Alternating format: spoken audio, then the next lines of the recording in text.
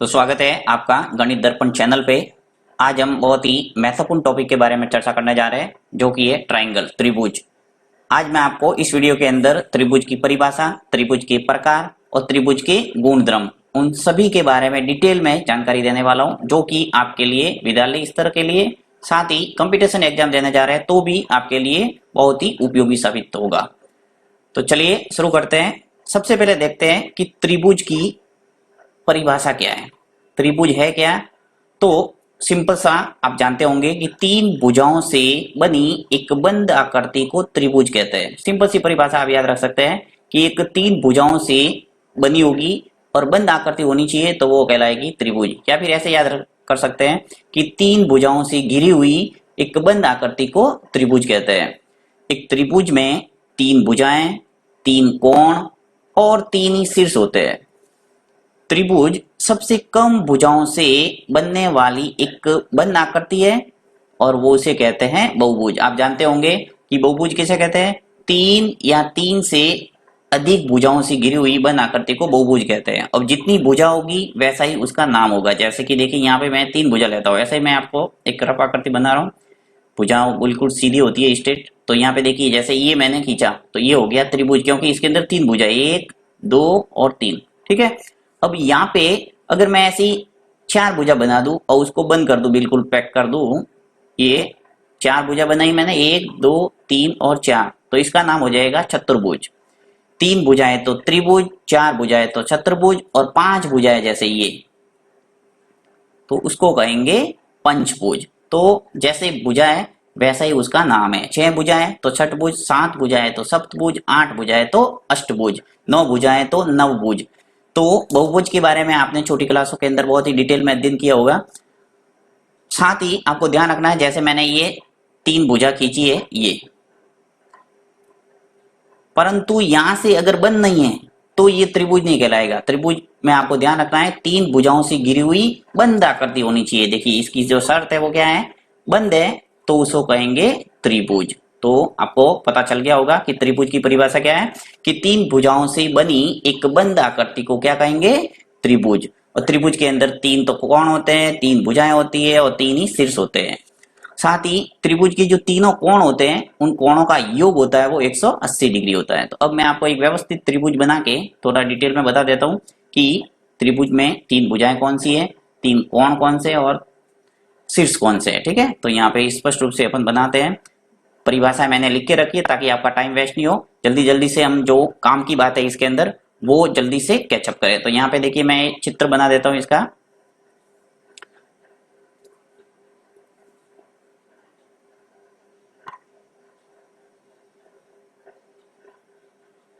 ये दो भुजा हो गई और ये हो गई तीसरी भुजा।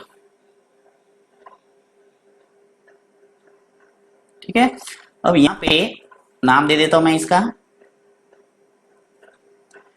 मान लो ये हो गया ए, ये हो गया बी और ये हो गया सी। ओके। अब यहाँ पे सारे कोण भी दे देता हूं। ये कोण ए, ये कोण बी और ये कोण सी। अब देखिए इसके अंदर तीन भुजाएं कौन सी है, तीन शीर्ष कौन से है और तीन कोण कौन से है। तो यहाँ पे मैं बता देता हूं आपको लिख के। देखिए तीन भुजाएं कौन कौन सी है, सबसे पहले लिखते हैं तीन भुजाएं। तीन भुजाएं ए से लगाकर बी तक, ए से लगाकर बी तक, ये पहली भुजा हो गई तो इसे लिख देता हूं मैं ए बी। ठीक है। फिर दूसरी भुजा देखिए बी से लगाकर सी तक, तो ये बी सी, भुजा को इस ढंग से लिखते हैं बी सी। फिर सी से लगाकर ए तक, ये तीसरी भुजा हो गई सी ए। तो ये आगे आपके तीन भुजाएं। अब मैं आपको बताता हूं तीन शीर्ष। तीन शीर्ष, शीर्ष का मतलब कह सकते हैं जिसे कहते हैं हम कोने।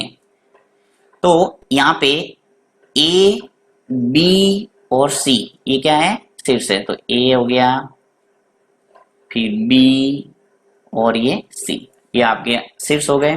फिर लिखते हैं तीन कोण। तीन कोण कौन कौन से हैं? तीन कोण। कोण को देखो लिखने का तरीका है, इस ढंग से भी लिख सकते हो। दोनों तरीके मैं आपको बताऊंगा ताकि आगे जब हायर क्लास के अंदर आप पढ़ो तब उसके अंदर कोण लिख लिख के हम कई सारे सवाल करते हैं, तो उसमें लिखने का तरीका भी आपको पता होना चाहिए। तो यहाँ पे मैं एक तो सिंपल तरीका बताता हूँ आपको। तीन कोण है ए, बी और सी, तो यहाँ पे इसको इस ढंग से लिखते हैं, कोण का एंगल बनाना है और इसको लिखते हैं ए, फिर कोण बी और कोण सी। एक तरीका ये होता है कि हम उसको लिखने का तरीका है वो इस ढंग से रखते हैं, जैसे कि मुझे ए लिखना है। सबसे पहले देखिए ए जो लिखा है इसी को मैं या करके लिख लेता हूं, या ठीक है, इस ढंग से भी लिखा जा सकता है। ए को मैं लिख सकता हूं सी ए और बी। किताबों के अंदर ऐसे मिलते हैं तो कंफ्यूज हो जाते हैं कि ये क्या है। तो सी ए और बी का मतलब जो सेंटर में ए आ रहा है, देखिए यहाँ पे सेंटर में क्या है, ये ए है, इसका मतलब इस ए कोण की बात हो रही है। यहाँ पे ये जो कोण बन रहेगा, यहाँ पे जितने भी डिग्री का कोण होगा उसकी बात हो रही है। फिर अगर बी लिखना है तो बी को सेंटर में रखना है, ए से स्टार्ट करेंगे, ए बी और सी, ए बी और सी, ए बी सी लिखा, कोण ए बी सी, इस ढंग से इसको पढ़ेंगे और इसका मतलब है कि इसकी बात हो रही है, कोण बी की बात हो रही है, राइट। उसके बाद में मैं सी लिखना चाहूंगा तो क्या लिखूंगा, बी सी और ए, तो यहाँ पे लिखेंगे बी सी और ए। मैंने एंटी क्लॉकवाइज लिखा, आप क्लॉकवाइज भी लिख सकते हैं, जैसे कि देखिए ए लिखना है तो आप ऐसे भी लिख सकते थे बी ए और सी, यानी यहाँ पे बी आ जाता, फिर ए आ जाता सेंटर में और आता सी। तो दोनों तरीके हैं, इस ढंग से आपको ध्यान रखना कि ये है लिखने का तरीका कोण। तो आपको पता चल गया कि एक त्रिभुज के अंदर तीन तो भुजाएं होती है, तीन शीर्ष होते हैं और तीन ही कोण होते हैं। ये मुख्य मुख्य बात त्रिभुज से संबंधित। और साथ में आपको याद रखना है कि त्रिभुज के तीनों कोणों का जो योग होता है वो 180 डिग्री होता है। और ये मैंने प्रूव करके भी एक वीडियो बनाया हुआ है कि त्रिभुज के तीनों कोणों का योग 180 डिग्री क्यों होता है। तो ये इससे संबंधित अगर वीडियो देखना चाहें तो आप गणित दर्पण चैनल पे प्लेलिस्ट में जाके देख सकते हैं आराम से, ठीक है। अब बढ़ते हैं त्रिभुज के प्रकार के बारे में। तो त्रिभुज है वो कितने प्रकार के होते हैं, तो चलिए यहाँ पे त्रिभुज के प्रकार, त्रिभुज है वो कितने प्रकार के होते हैं, तो आपको गोलमोल याद रखना है कि त्रिभुज है वो टोटल 6 प्रकार के होते हैं। कितने प्रकार के होते हैं, 6। अब 6 कैसे, भुजाओं के आधार पर होते हैं और एक होता है कोण के आधार पर। तो भुजाओं के आधार पर 3 प्रकार के होते हैं, समबाहु त्रिभुज, समद्विबाहु त्रिभुज और विषमबाहु त्रिभुज। इसी प्रकार कोण के आधार पर भी 3 होते हैं, न्यून कोण त्रिभुज, समकोण त्रिभुज और अधिक कोण त्रिभुज। तो इन सब के बारे में एक एक करके चर्चा करेंगे कि ये समबाहु त्रिभुज किसे कहते हैं, समद्विबाहु त्रिभुज किसे कहते हैं, विषमबाहु त्रिभुज किसे कहते हैं, एक एक करके अपन देखते हैं सभी की परिभाषाएं। और चित्र सहित मैं आपको व्यवस्थित रूप से समझाऊंगा। तो नेक्स्ट पेज पे चलते हैं। सबसे पहले देखते हैं भुजाओं के आधार पर जो त्रिभुज 3 प्रकार के होते हैं वो कौन कौन से, ठीक है। तो सबसे पहला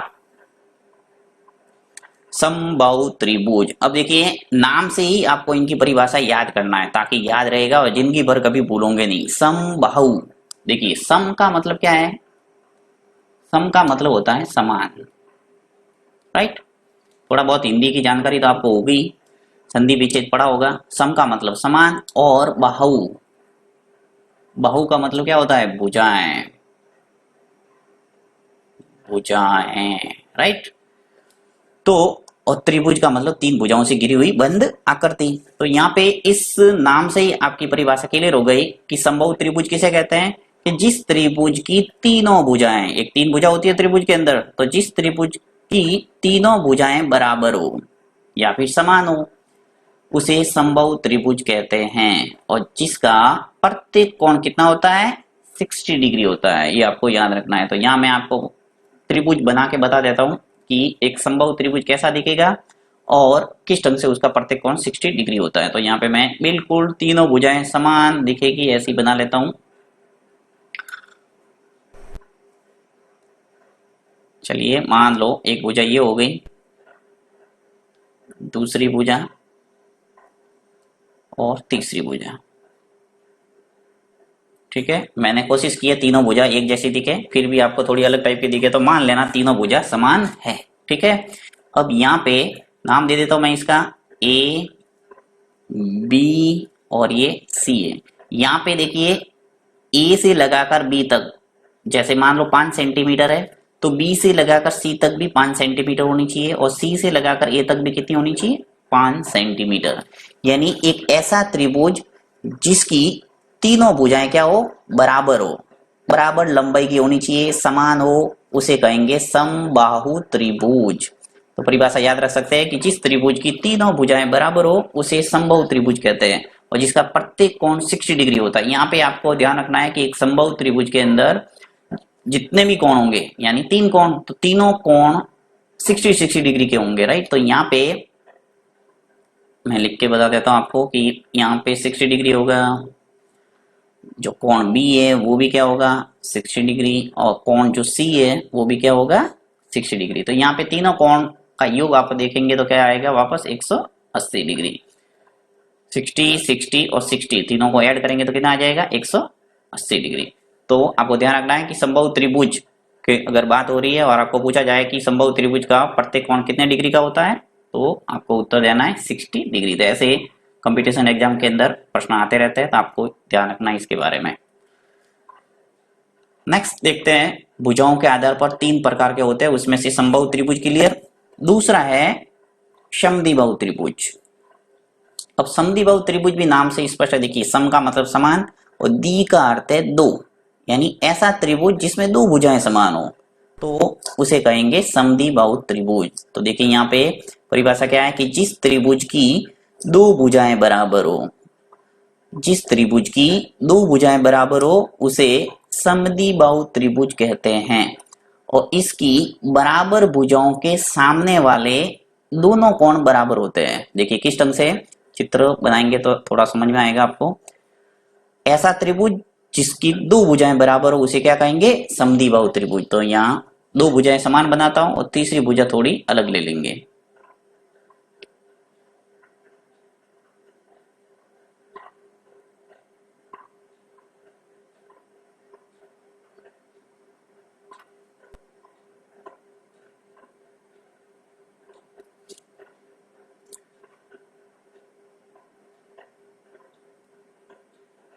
ठीक है, तो ये मैंने एक समद्विबाहु त्रिभुज का चित्र बनाया है। यहाँ पे 2 भुजा मान लेते हैं बराबर है, ठीक है। तो यहाँ पे नाम दे देता हूं मैं इसका, ये ए, ये बी और ये सी।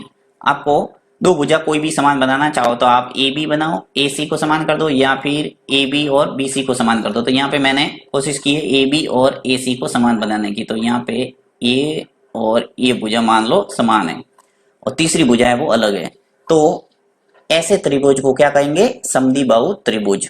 चलो यहाँ पे मैं लिख के बताता हूँ। जैसे मान लो ये 10 सेंटीमीटर है और ये भी 10 सेंटीमीटर है और ये अलग हो सकती है कितनी भी माप की, तो यहाँ पे इसे कहेंगे समद्विबाहु त्रिभुज। यानी ऐसा त्रिभुज जिसकी 2 भुजाएं बराबर हो उसे कहेंगे समद्विबाहु त्रिभुज।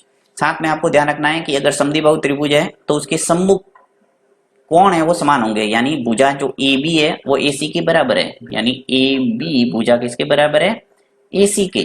तो ये जो कोण है बी है वो किसके बराबर होगा सी के, यानी ये जो बी कोण है वो सी के बराबर होगा, यानी कोण बी है वो बराबर हो जाएगा किसके सी के। परीक्षा के अंदर ऐसे आते रहते हैं कि एक समद्विबाहु त्रिभुज है उसके अंदर एक कोण आपको दे रखा हो तो दूसरा कोण पूछा जाए, जैसे ये मान लो 60 डिग्री है तो आपको सी अगर पूछा जाए तो आप ये भी बता सकते हैं 60 डिग्री, क्योंकि एक समद्विबाहु त्रिभुज के जो बराबर भुजा है उसके सम्मुख कोण भी क्या होते हैं समान, तो ये भी क्या हो जाएगा 60। तो इस टाइप की छोटी मोटी जो बातें हैं गुणधर्म है वो आपको याद रखना है।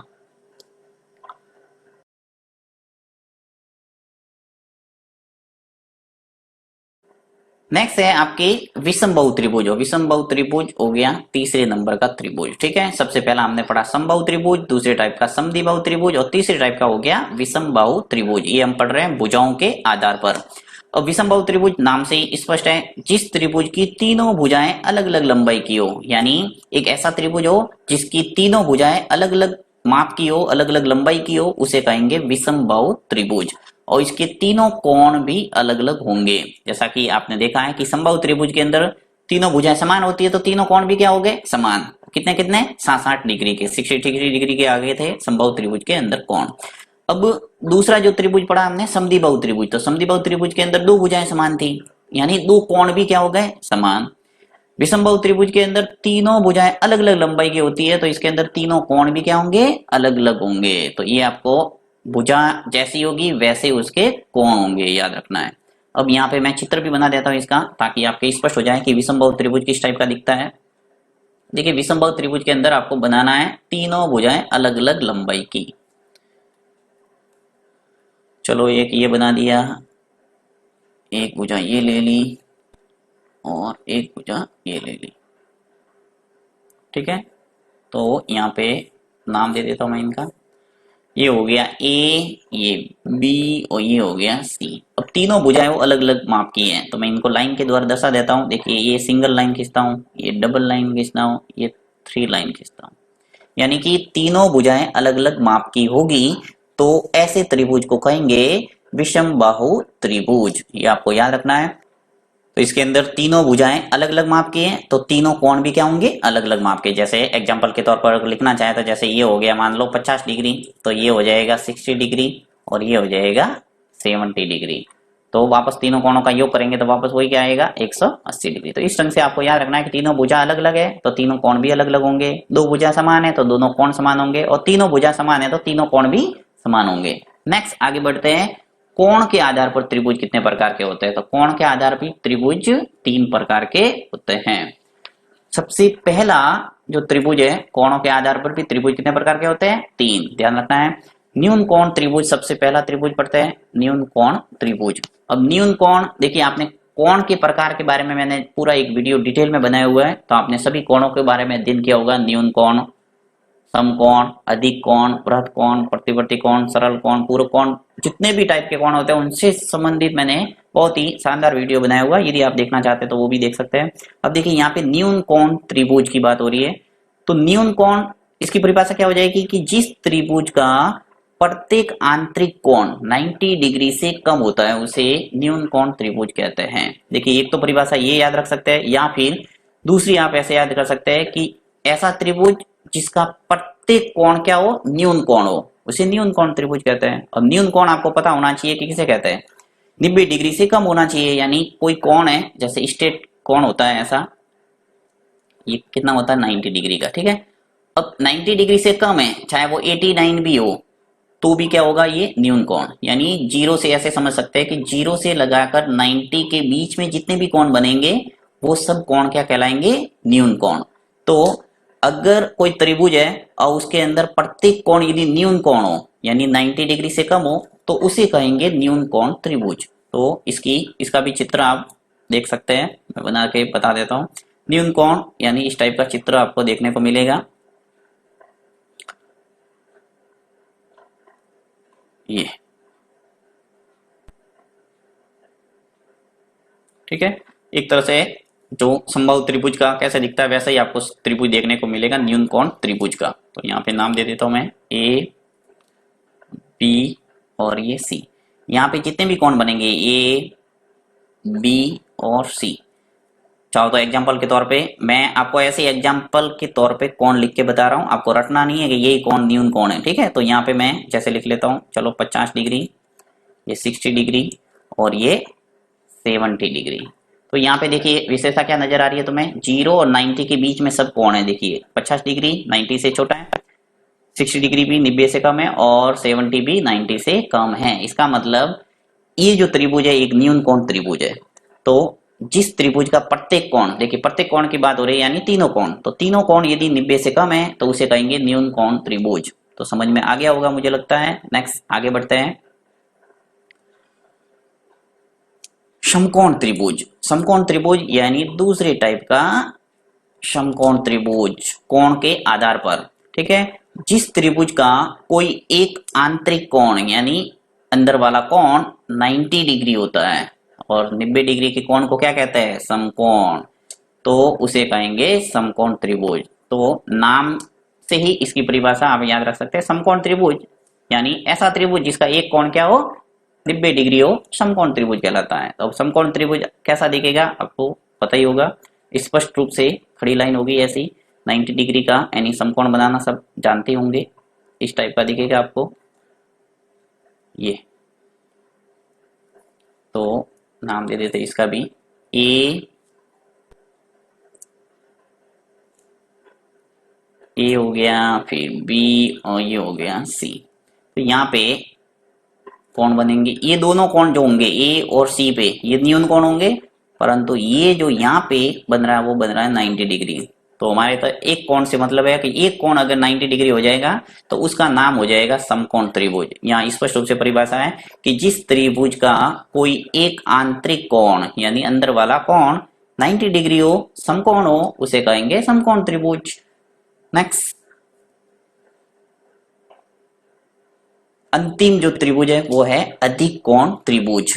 तो अधिक कोण त्रिभुज, इसका नाम दे देता हूं तीसरा अधिक कोण त्रिभुज। देखिए अब न्यून कोण त्रिभुज की परिभाषा कैसे याद की थी कि ऐसा त्रिभुज जिसका एक कोण क्या हो, ऐसा त्रिभुज जिसका प्रत्येक कोण क्या हो, न्यून कोण, तो उसे कहेंगे न्यून कोण त्रिभुज।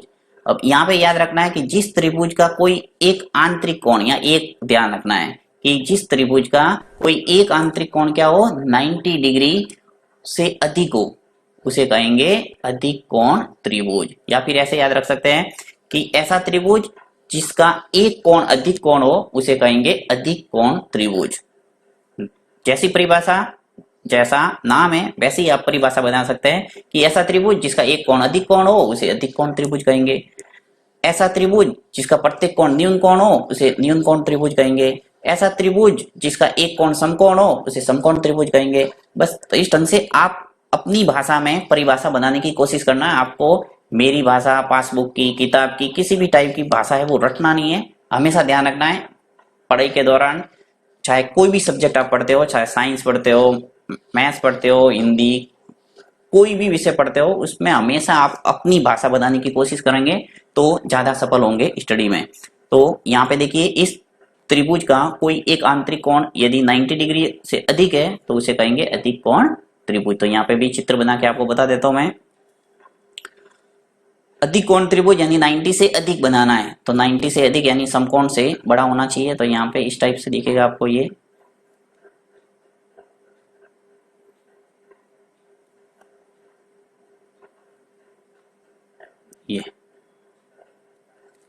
नाम दे देता हूं इसका भी, ए बी और सी। ठीक है, तो यहाँ पे आपको नजर आ रहा है अधिक कोण। देखिए 90 से आगे जा रहा है, सीधा होता है बिल्कुल स्ट्रेट 90, तो 90 से ऊपर जा रहा है यानी ये हो गया अधिक कोण। ठीक है, चाहे कितना भी हो, 90 से 1 डिग्री भी आगे बढ़ गया यानी 91 और 180 से बीच वाला जो कोण होता है उसे कहते हैं अधिक कोण। तो यहाँ पे कोण बन रहा है, स्पष्ट रूप से नजर आ रहा है अधिक कोण, यानी ऐसा त्रिभुज होगा तो उसे कहेंगे अधिक कोण त्रिभुज। तो हमने टोटल त्रिभुज के सभी प्रकारों के बारे में अध्ययन किया है, जिसके अंदर सबसे पहला हमने भुजाओं के आधार पर पढ़े 3 और फिर पढ़े हमने कोण के आधार पर 3। भुजाओं के आधार पर कौन कौन से? समबाहु त्रिभुज, समद्विबाहु त्रिभुज और विषमबाहु त्रिभुज। और कोण के आधार पर न्यून कोण त्रिभुज, समकोण त्रिभुज और अधिक कोण त्रिभुज। तो बहुत ही सिंपल है और इसमें किसी भी प्रकार की कोई आपको समझ में नहीं आया हो तो आप कमेंट बॉक्स में लिख सकते हैं, मैं वापस वीडियो के माध्यम से आपको समझाने का प्रयास करूंगा। थैंक्स।